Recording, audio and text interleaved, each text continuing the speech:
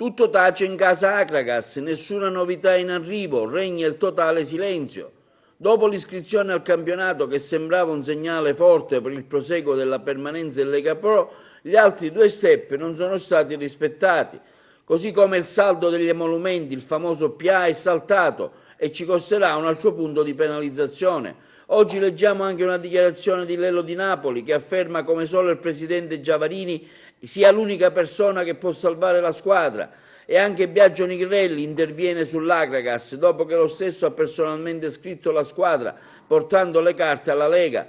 Le dichiarazioni di Di Napoli verso un suo probabile addio alla squadra mi hanno profondamente colpito. Si è persa un'occasione per dare una continuità al lavoro che si è iniziato lo scorso anno.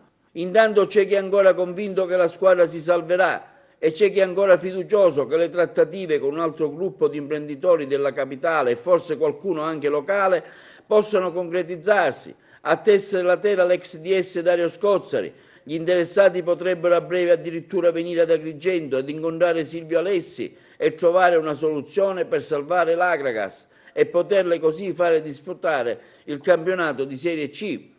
Tra i giocatori il capitano Diago Gazzè, stando a indiscrezioni di stampa, potrebbe andare al Fidelis Andria, mentre Le Vecchie è molto richiesto da club delle serie maggiori. Bisogna quindi aspettare fino al prossimo 14 luglio per sapere se l'Acragas ha ancora delle chance per disputare il prossimo campionato di Serie C per la terza volta consecutiva o fallire.